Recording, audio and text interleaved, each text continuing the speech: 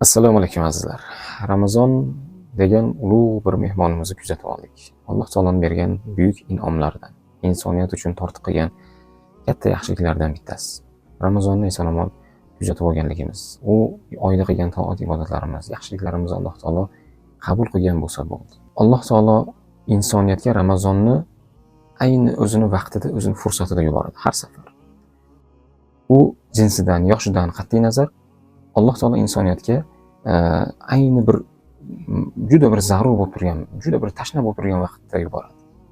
Shuning uchun ham bejizga bo'lmasa kerak, har yili qamariy oy hisobi bo'yicha Ramazon 12 kun oldiga jilib kelaveradi har yil. Bir vaqtda kelmaydi ya'ni. Insonda hayot tashvishlari, bu dunyoning baland pastlari, chuqur chaqirlari, insonni har qanday bir chig'iriqlardan o'tkazib, hayot zarbalarni yeb shikastlarni olib turgan bir vaqtda Alloh taolo insoniyatni ustiga mana shu Ramazonni tortiq qilib, yaxshilik qilib yuboradi. To'yinki bu Ramazon insonni hayotini, izidan chiqib ketgan hayotini yana bir maromga to'plab, yana bir tartib intizomga solib, insonni toyib ketgan oyoqlarini yana shu to'g'ri yo'lga yana to'g'rilab ketadi. Eng asosiy jihatlardan biri Ramazonni insonni o'zini ichidagi, ruscha qilib aytganda, potensialni, ya'ni kuch-qudratini, irodasini, bor energiyasini kashf qilib beradi Ramazon. Go'yoki bizga sen mana shu ishlarga, falon ishlarga qodirsan, qo'lingdan keladi, uddalaysan degandek bo'ladi. Bir oy avvalgi hayotimizga qaraylik, nazar solaylik. Nimalar qilyaptik, nimalar bilan shug'ullanyaptik? Ramazon keldi, bir oy davomida nimalar bilan band bo'ldik? Falon ishni uddasidan chiqdim, qila oladim, qo'limdan keldi, hech bo'lmasa harakat qildim deb bir qog'ozga yozib ko'raylik o'zimiz. Har birimiz. Xoh juda bir dindor bo'laylik, xoh oddiy bir musulmon qatori yashab yurgan bo'laylik, har birimiz yozib ko'raylik o'zimizni kimligimiz, aslimizni, asl basharamizni, nimalarga qodir ekanligimizni o'zimizga o'zimiz kashf qilamiz. Ya'ni Ramazon bizga kashf qilib bergan bo'ladi aslida. Ramazon bizga nimalarni o'rgatadi? Ramazon bizga har kuni hech bo'lmasa bir necha varaq, bir necha bet, boringki mana bir pora, bir juz Qur'ondan xatm qilish mumkinligini har kun shu narsa qo'limizdan kelishligini Ramazon bizga o'rgatadi. Lekin bizni dunyo tashvishlar, dunyo o'zimizdan o'zimizni sug'urib olgan. Hattoki o'zimizga imkoniyatimiz yo'q, hattoki o'zimizga vaqtimiz yetmaydi, o'zimizga oshunolmaymiz. Aslida esa Ramazon bizga buni isbotlab berdi. Har kuni Qur'onga murojaat qilishlik, Qur'onni varaqlashlik qo'limizdan kelishligini. Ramazon bizga yana nimani o'rgatdi? Ramazon har oyda hech bo'lmasa oyning o'rtasida 3 kun roza tutishlik qo'limizdan kelishligini, buni ham uddasidan chiqa olishligimizni Ramazon bizga o'rgatdi. Rasululloh alayhisolatu vassalamning sunnatlarida har oyning o'rtasida ayyamul biyad deyiladi, ya'ni oq kunlar deyiladi. Oy rosa to'lgan bir vaqtda, oyning o'rtasidagi 3 kun, 13, 14, 15-kunlarda Rasululloh sollallohu alayhi vasallam roza tutardi. Bu bir Rasulullohdan qolgan sunnat. Yoki bo'lmasam kimdir dushanba, payshanba roza tutishligini, Rasulullohning yana bir sunnatini ihyo qilishligini, tiriltirishligini yo'lga qo'yishligi mumkin. Bu ham qo'lidan kelishligi mumkin. Ramazon bizga mana shu sunnatlarga doimiy ravishda amal qilishlik qo'limizdan kelishligini isbotlab berdi, chunki bir oy bizni roza bilan sinadi.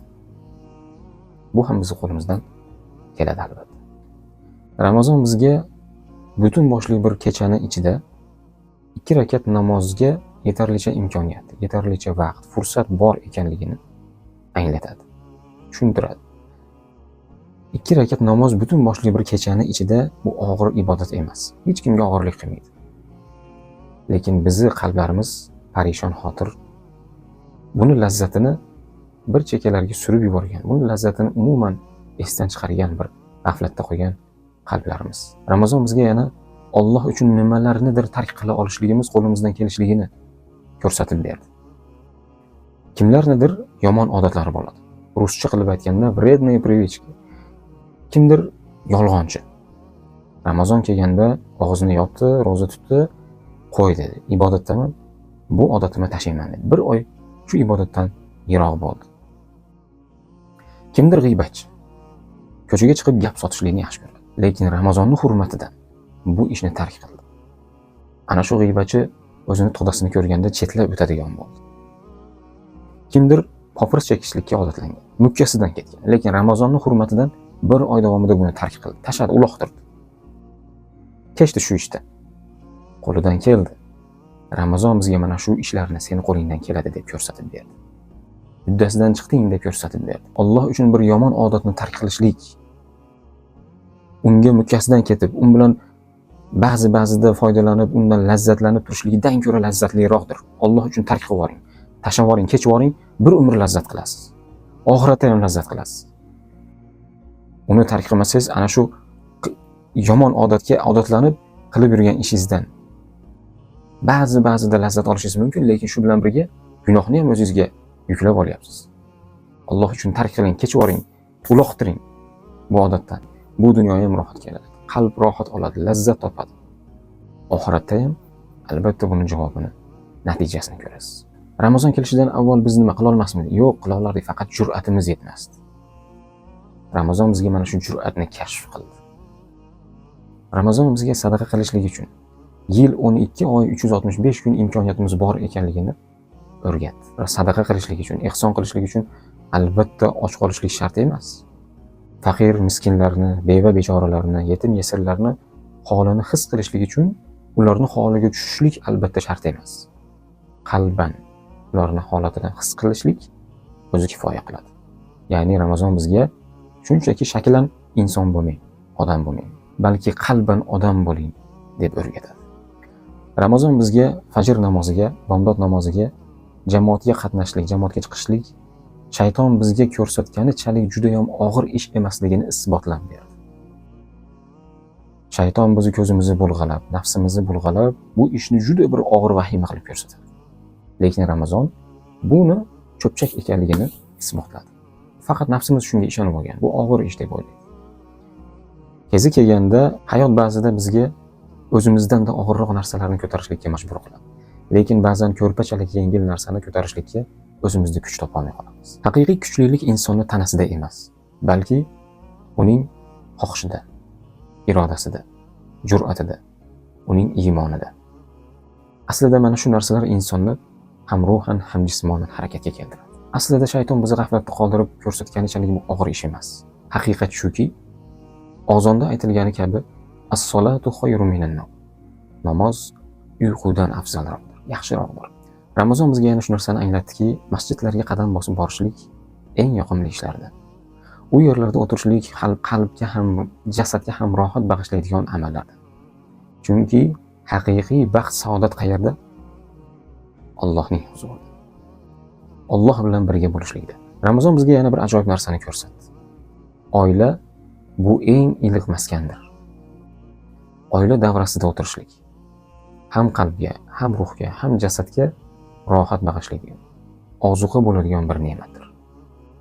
Bu haqiqiy bir baxtning ko'rinishidir. Ramazon bizga yana bir ajoyib insoniylikni kashf etadi. Qo'ni-qo'shnilarga taom ulashlik, hadya ulashlik haqiqiy mehr muhabbatni, haqiqiy intifoqchilikni timsolidir. Ulardan hadyani qabul qilishlik esa go'yoki uzoq kutilgan bir sevgi maktubini qabul qilib olgandek bir xursandchilikni baxsh etadi. Ramazon bizga yana bir ajoyib kashfiyotni ko'rsatadi. Dasturxonimizdagi to'kin sochinchilik, noz-ne'matlar, anvoyi taomlar, har xil ko'rinishdagi pishiriqlar. Bu uyimizdagi uy bekalarimizni g'aflatda qolgan, unutilgan, ko'zimizdan chetda qolgan qobiliyatlarini kashf qilib beradi. Va nihoyat Ramazon kelgach, uyimizda oshxona degan joyni bor ekanligini ayollarimiz tushunib yetishadi, topib yetishadi. Ramazon ularni uy bekalik kashfiyotlarini uyg'otadi, hissiyotlarini jo'shtiradi. Ramazon kelgach, butun qobiliyatingizni ishga solib, oshxonani topib borib, dasturxonni bezashlik uchun, iftorga, saharlikka tayyorgarlik ko'rishlik uchun anvoyi taomlarni yasashlik, har xil pishiriqlarni tayyorlashlik qo'lingizdan keldi, uddasidan chiqdingiz. Bo'larkan, yil davomida qayerda edingiz? Ba'zan hayotda har qanday holatlar bo'ladi. Oq-qoraliklar bo'ladi, ko'ngil xiraliklar bo'ladi. Har qanday bir xafagarchiliklar bo'ladi. Ana shunday xafagarchiliklar, ana shunday pardalarni ko'tarishlikka imkoniyatingiz o'zingizda qo'lingizda bo'la turib nima uchun harakat qilmaysiz? Ba'zan qo'lingiz bilan tayyorlagan bir piyola, bir chimdim nozik ne'matlar insonni hayotini baxt saodatga to'ldirib tashlaydi. Oradagi g'irli-g'ashliklarni umuman parchalab tashlaydi. Inson hayotini baxt saodatga to'ldirib, gullatib, yashnatib, jannat makon qilib yashashlik ham o'zini qo'lida. U baxt saodatni chopib, maydalab, o'choqqa solib, kunini ko'kka sovurishlik ham o'zini qo'lida. Ramazon bizga yana bir narsani uqtiradi. Uylarimiz, xonadonlarimiz, uyimizdagi uy bekalarimizni, ayollarimizni sabri tufayli barqarordir. Bu tarafini ham aytishimiz kerak. Biz erkaklar kunni nihoyasiga yetar yetmas iftorlik chog'ida, dasturxon atrofida toqatimiz toq bo'lib, sabrni zo'rg'a jilovlab turgan bir paytimizda uy bekalarimiz, ayollarimiz, kelin qizlarimiz oshxonada sabr bilan biz uchun kurashib yotgan bo'ladi. Ularning mana shu xislatlaridan biri, qobiliyatlaridan biri aynan mehr-muhabbatga, hurmatga sazovordir. Ramazonni kuzatib, yaxshi ishlarda bardavom bo'lishligimiz, ana shu Ramazondagi shijoatimizni ushlab qolishligimiz aynan Ramazondagi qilgan sa'y-harakatlarimiz, amallarimizni qabul bo'lganligiga ishora ekanligini ulamolarimiz uqtiradi. Aksincha Ramazon chiqqach yana o'sha eski holatimizga qaytishligimiz, ana o'sha ma'siyatlar, yana o'sha bekorchilik, yana o'sha dangasalik, qo'l siltashligimiz, mana shu narsalar Ramazondagi qilgan ibodatlarimizni ham nuqsonli, ham bekorga ketgan ekanligi, o'sha-ko'rsinga bo'lgan ekanligini bildirib qo'yadi. Alloh taolo har birimizni mana shu hidoyatda sobit qadam qilishligini so'raymiz. Robbana la tuzigh qulubana ba'da idh hadaytana va hab lana min ladunka rahma innaka antal wahhab ya muqallibal qulub thabbit qulubana ala dinik ya musarrifal qulub sarrif qulubana ala ta'atik. Assalomu alaykum. حكيم شكور قدوس سبوح